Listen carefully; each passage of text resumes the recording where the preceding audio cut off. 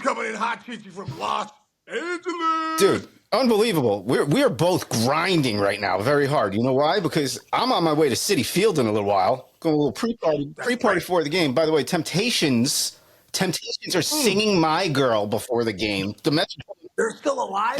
Yeah, they're still alive. And the Mets are still alive. And that's the only reason why. You are on the left coast. You saw what looked like to me like the modern day freaking greatest concert I've ever seen. You sent me videos last night. I'm like, what? What'd you do? Dude, it was a tribute to Robbie Robertson, who started the band. But I didn't realize Robbie Robertson was really influential in the blues world. So, like, dude, this is who was there. Eric Church was there. He was awesome. They all played Robbie Robertson songs. So I didn't know all of them, but the band, you know, when they played the Weight, take a load off, man. Great. Take a load for free. Yeah. So, dude, Eric Church, Jamie Johnson, Bruce Hornsby, Taj Mahal,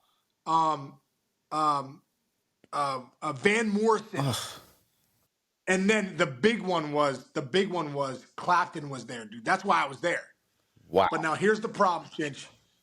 At 9 o'clock, Clapton still hasn't gone on, which is midnight. You know, when Sarah and I go to bed, we go to bed at 9:30. Now it's midnight. Bro, Van Morrison's up there saying, doing his thing. And I'm in my chair like this. It's like, and Sarah's like, are you sleeping? I'm like, yeah, I just dozed off. I'm a mess. I'm a mess. So at like 9:15, Chinch, they go to another intermission, like, and they put up on the big screen 10 minutes. You know, the form's old, 10-minute intermission. I'm like, what time do you think Clapton's coming on? So I told Sarah, let's listen to him on Spotify. I was like, I can't stay. I need to go to bed. Dude, me and Sarah rolled. One of the greatest guitar players in the history of the planet Earth. I'm a huge fan of music. As a dear friend of Eddie Vedder, you rolled out before Eric Clapton took the stage. Are you kidding me? I sang on stage with Vedder. I could die now. I don't need to see Clapton. Why is Clapton waiting to come on? Dude, he ended up coming on at midnight. I'd have been dead by midnight. Okay. He came on at midnight, bro. Fair enough. You know what it is? You know what this is? It's midnight, chick. Yeah, whatever. You're a professional athlete, so you've seen a lot of big stadium moments in your life. So you don't look at things the same way the rest of the universe does. Because if I turn to Jess and she's like, you know what, let's get out of here before Clapton came. I've never hit a woman in my life, and I never would. But I would shake her. I might shake her by the arm and go, we got to stay for Clapton. I'm sorry. Dude, listen, you're going to love this, bro. So I get an Uber. I'm like, first, and you know me with traffic, I hate traffic. I'm like, listen, Clapton, I'm about to fall asleep. I'm in REM sleep right now at this concert. I was like, Clapton's not coming on until later. So, dude, we go outside. You're going to love this. So we're going down this ramp, and we're outside. We're almost at the parking lot. The Forum's an old place. And there's a dude out there smoking a heater, you know, it's the break, right? It's the break. And he's probably like 40 years old. And he looks at Sarah and I with like such confusion. And he's like, are you leaving? I go, yeah, I'm leaving. He goes, Eric Clapton's in there. Can I make a clip out of this to show the country, or do you not want the rest of the world to see it? This is unbelievable. This is an unbelievable story, Sean. Next time you go on Seth Meyers and you go on big time stuff, McAfee, you need to relate. This might be one of your best stories, and you have like 10 of the greatest stories in baseball history. Or it's your worst story. It might be it's your worst story. Your worst. So you would have stayed for Clapton on East Coast time. You would have stayed till 3 a.m. There, Clapton. Age is He tough played 2 man. songs too. Hey, Sarah, how many songs did Clapton play? 2 songs. He played 2 songs. I think Sarah and I made the right call. Look. Sarah just said, I thought we weren't going to tell people. This is amazing. Sarah just said it's embarrassing that we left. I'm like, I thought it was kind of awesome. Hey, when you don't need people in your life, you're dangerous. When you don't need, when you don't have FOMO, you're dangerous. Yeah, FOMO. You definitely don't have FOMO. Definitely. All-time not having FOMO moment in the history of rock and roll. Freaking, this isn't tonight like the the Hall of Fame inductions to the Rock and Roll, and Sean Casey just rolled out of a Clapton show before his guitar was even tuned. Dude, I was sending you all the video. I was sending you all the videos. I know, that's why I was like, well, where's all the good stuff? Where's the Clapton? And you were like looking for Clapton. Yeah, I was like, I bailed. That video never got to you because I never saw it. Oh my God. Okay, I'm sorry, America. The last night might have been the greatest night of baseball since the 2011 Wild Card Wednesday. I couldn't interrupt that story just now, Sean. But let's get to some baseball. Shohei Ohtani hits a home run. The Mets get boat raced by the Dodgers. The Yankees Guardians game was one of the greatest. Is that the best game of the year? No, is the year? Yankees Guardians the best? That might be the best game of the year and one of the greatest games of all time. That goes on like, when like SportsCenter does their games of the decade in baseball. I would put that in there, dude. You got everything. You got Class A. You got Judge and Stanton. You got the walk. 2 outs in the ninth. Noel, who they call Big Christmas. That.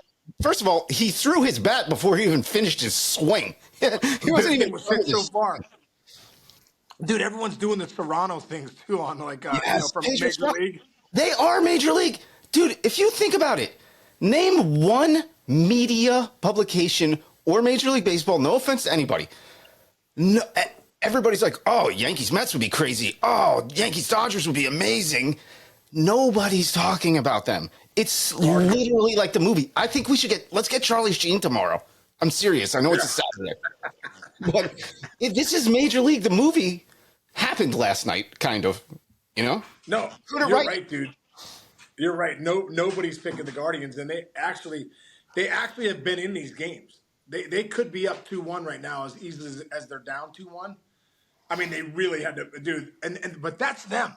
Stephen Vogt was even saying, like, this is who we are. They're the cardiac kids. They come back. They find a way to come back every game. They find a way to, just keep fighting. And that's when you see the Guardians. Dude, don't forget about Lane Thomas's 2-out double in the ninth. Nice. He hit that 2-out double, right? And that's what led to Noel's homer. 2 strikes.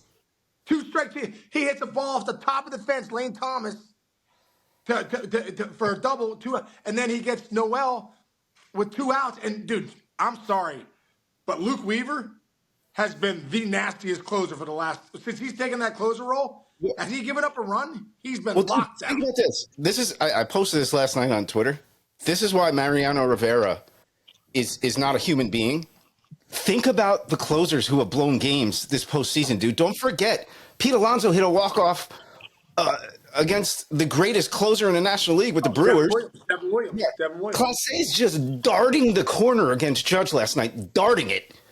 And Judge goes deep, and he goes back-to-back. And then, like you said, Weaver might have been the nastiest guy going into these playoffs and has been 18 straight innings or something like that. And then kapow, it's over. Yeah, incredible. And then Fry comes up with the big home in the 10th to win it. It was awesome, man. I think even the guys appreciate it. You heard Rizzo talk about what a game. Stephen Vogt's like, what an incredible game. And Boone's like, it's an instant classic. So I still think, obviously, the Yankees are in the driver's seat in that series. But, dude, Progressive, you talk about home field advantage. The Guardians were 50-30 at Progressive Field this year, a true home field advantage. They were like one of the best teams in baseball, if not the best at home at Progressive Field. So that's really a big deal for them to be there. And that is dude, the Cleveland crowd, they love baseball. They were going bananas. Great. Did you see Chris Rose's like cousin's nephew's son sent him a video? He was like 2 seats away from the walk-off. Go online, go to Chris Rose's Twitter account, everybody. They've been playing it all over the nation. I saw it on like news networks today. Rose's video. It's unbelievable. The other thing is, let me do a quick flip side. If you are, again, the Guardians still kind of have their back against the wall. Mets have their back against the wall, right? Both teams do. If you're the Guardians, the Yankees are throwing somebody today who hasn't pitched in over a month in Luis Gil.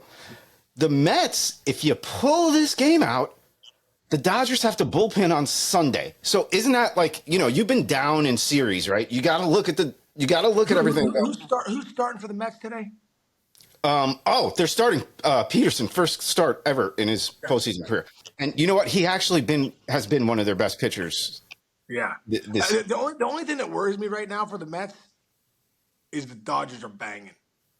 I mean, when you the can one hit thing you Freddie Freeman and still beat the crap out of the Mets. right, you can put Max Muncy over to first. Kike Hernandez, dude, has been the X factor because he just obviously his postseason career has been ridiculous. He's one of the best postseason players ever. He wasn't even supposed to play. It was only because of injuries that Kike's playing. And dude, he's a huge thing. But so Otani's hot. Betts had 4 hits last night. He's hot. Like that's not good. Like when you get the really good hitters that are hot, that's they can beat you. They can take over games. But I don't feel great for the Mets right now just because of how hot the Dodgers are hitting. Yeah, they're on a mission. All right. Yeah. As a matter, speaking of the Dodgers and the Mets, I'm about to hop in an Uber, dude, and head over to the stadium right now. I need the Mets to win for Jess's sake, so you guys can get to at least Game 6. There you go, man. All right. And Sarah. I heard a little scream in the background there. Yeah, she goes, "What about Sarah?" So, what about Sarah? Why don't you guys go? Why don't you just Google or go on YouTube and watch the rest of the show that you guys left, and I'll head again. We did this morning. Sarah goes, "This is what we missed. We watched Clapton. We saw Clapton, and they did the best." Oh my God, Trey Anastasio and great Maven. Oh shit. Oh my God, Staples. Well, I'll go look it up. Anyway, dude, you want to hear one of the greatest? No, seriously, you want to hear one of the greatest versions of The Wait? Go listen to Trey Anastasio, the lead singer of Fish. Yes. And a bunch of other. This other woman that we should know because she's one of the greatest woman singers of all time. Yeah. She's like Aretha Franklin. She delivered one of the greatest singing performances ever. So go check it out. We did. You should too. We weren't there. Neither were you. You're going to love it. We did too. Oh my God. Mavis Staples, Trey Anastasio. And Ryan Bingham. Okay. The Wait. All right, everybody go watch The Wait. I told Clapton, I'll see you down the road, brother. All right, bro. I'll talk to you later tonight after the games. Layla's got me on my knees. Layla.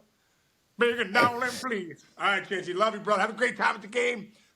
Hopefully go Mets tonight. And everyone out there, thanks for listening. We'll catch you Monday. See ya.